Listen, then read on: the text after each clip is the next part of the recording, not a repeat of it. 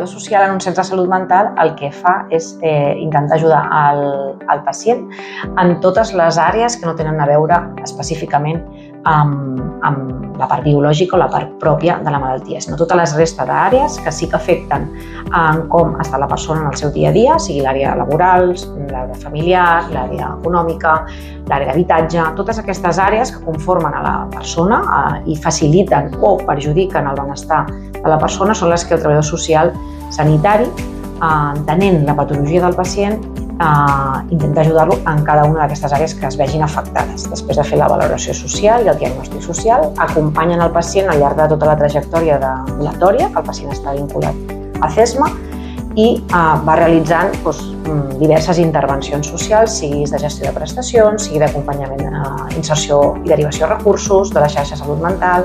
sigui treball amb la família, en totes aquestes àrees. I a partir d'aquí, conjuntament amb els companys de psicologia, psiquiatria, infermeria i educació social, conformem el que seria el pla de treball individual pel pacient.